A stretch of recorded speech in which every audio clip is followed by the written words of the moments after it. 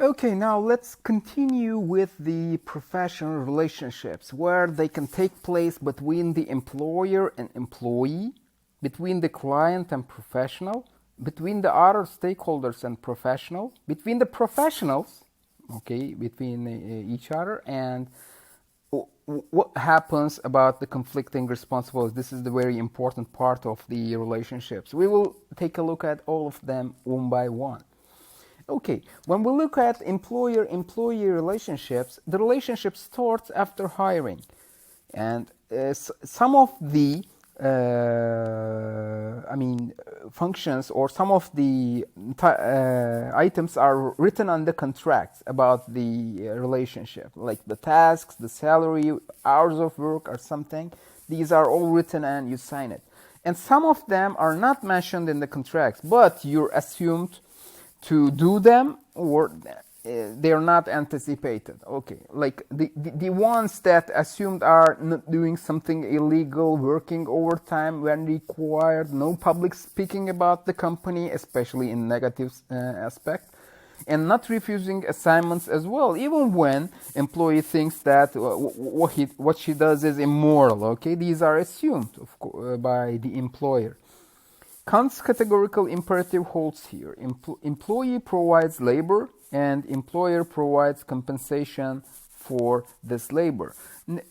As long as no party treats another as means to an end, both must be honest, everything is okay, and it is right in Kant's perspective. But if either part is lying to manipulate the other one, so it means that they are using them as means to an end at all. So it's not right for Kant, for example. When we think about the workplace hazards, for example, they can be used for exploiting employees' weaknesses. Like they can offer outstanding salaries with benefits, not mentioning about the dangers of the work. And in this sense, for example, this is a negative example where employees are being treated merely as means to an end. So it means that the workplace hazards should be clear, and they should be openly told to applicants so that they can decide on themselves. Loyalty is maybe one of the most difficult areas. Loyalty can be both good and bad.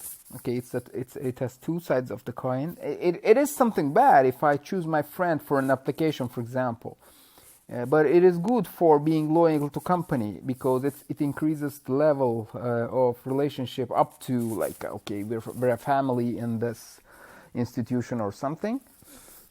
To a degree, it's nice, but it can be abused. For example, vote routing or buying products, enforcement. These are some examples of abuse of loyalty. Trade secrecy is again a dilemma because the generic knowledge captured in that particular company about my job is my only asset at all. When they're asking the employees sign the trade secrecy contracts, when they resign, they will not be able to use their knowledge, what they learned there. I mean, keep some information private. But okay, as I say, it's again, it's a bit complex, okay, between them. When we look at the client-professional relationships, okay, professional, the contractual relationship is done on a formal written contract. The idea is client seeks professional special knowledge and expertise because she doesn't know, the client.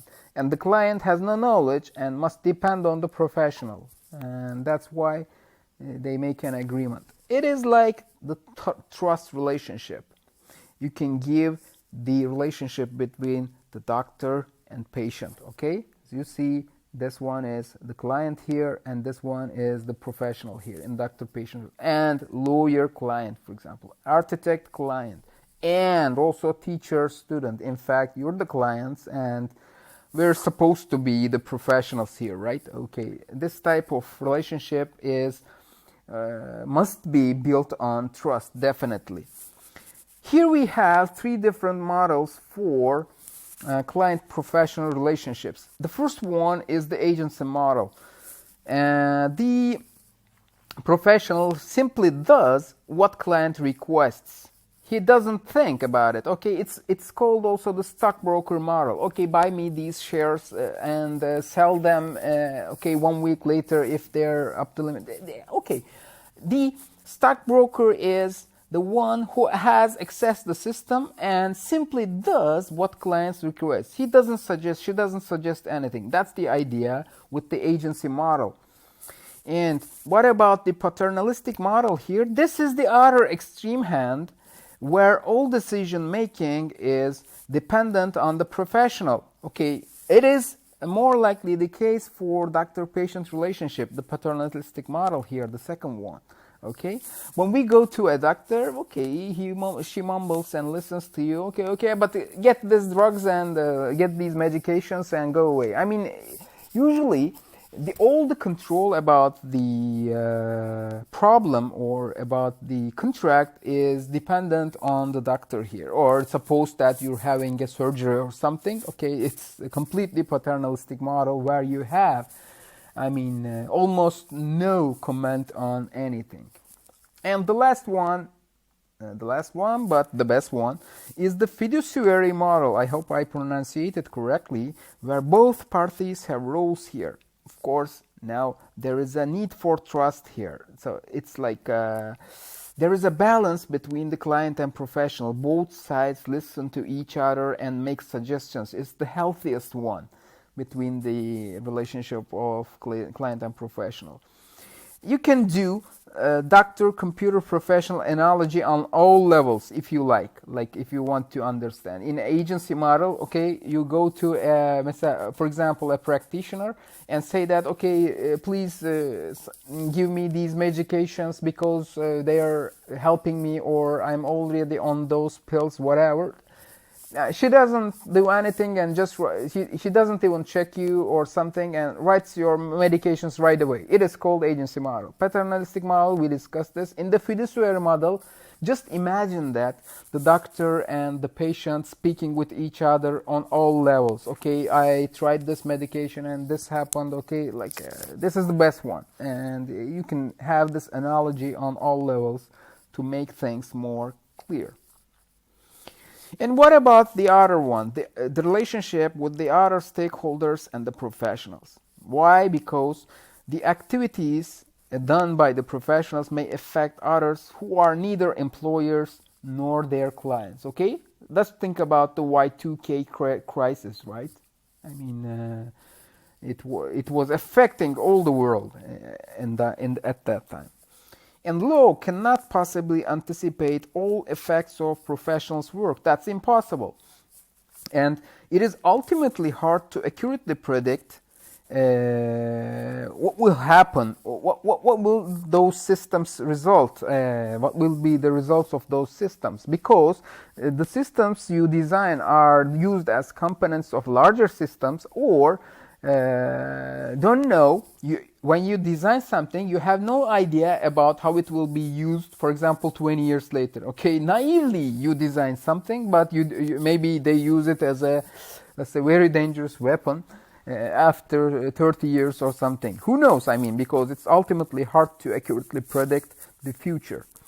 But these burdens doesn't mean no responsibility. The professionals must even have different understandings.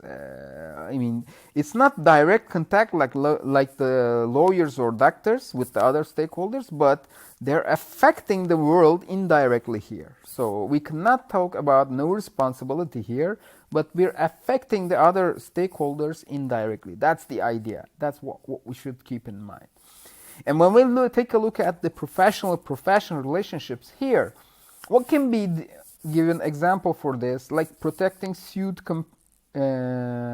companions, not criticize colleagues. Okay, not colleagues.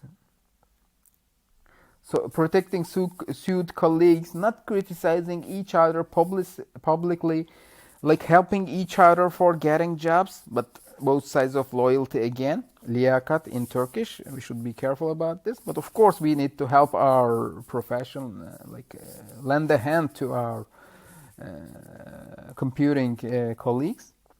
Like, okay, there's a scenario here from the textbook. Suppose that you're working in an air traffic control software, and there is an alcoholic coworker in testing department, for example. What should you do? What's your responsibility? You should think about what do you owe to your co-professional, what do you owe to your employer, and what do you owe to the public? What can happen with some defect in the software, for example? Here you need to balance the obligations. You can help your coworker because that behavior will affect the reputation of that profession. Okay, maybe. But tolerating is important, of course, for our colleagues. We need to back them. But up to which degree? There is a interesting game which is called the Space Hulk. Of course, the old version. I think I can suggest this, where you have limited, like 5 people squad here to carry out a task. They drop you on a planet and the aliens are attacking or something, where you need to complete that particular project with 5 people and a limited set of, for example, equipment or weapons. That's the idea.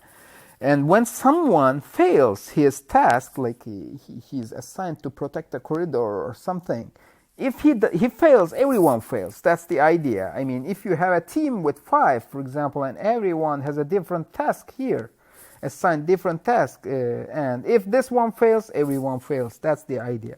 So in this case, you should be very careful about tolerance. Tolerance is also, of course, important, but up to which degree is the critical point or the crucial point. And when there are conflicting responsibilities, when to rock the boat, I mean when to disturb the hierarchy, or when to blow the whistle. This is important. Decision should be done by the professionals. Conflicts can even start right at the start of your career. Should I work on military projects or other projects that I believe that are likely to have bad effects? For example, should I work for a tobacco company, for example? Okay, just asking. I mean, the conflicts may start even at the beginning, okay? And what am I to do when I know that a certain kind of system can never be built safely? What to do? Or what am I to do if I know that it cannot be built securely enough? It's impossible. But I need the money, or my company needs the money for needs the contract for income, for example. Okay, again, it's a conflict. And for example, what do I do when a client is willing to settle for much less safety or security than bare minimum, for example? Okay. Clients want everything cheap, for example. But what if it is even lower than bare minimum? Well, should I accept that project? Okay, and again, it's a conflict. There are lots of conflicts here. So when we talk about whistleblowing is a very important issue. It is breaking ranks within an organization in order to make unauthorized disclosure of information about a harmful situation. Be careful after attempts in organizational channels fail. You should do your best to reach your upper manager, then the top manager, whatever, okay? You should try your best in your organization first. You don't break the ranks first, but then you're allowed to break ranks and go public, go whistleblowing. That's the, let's say, definition of whistleblowing given in the textbook.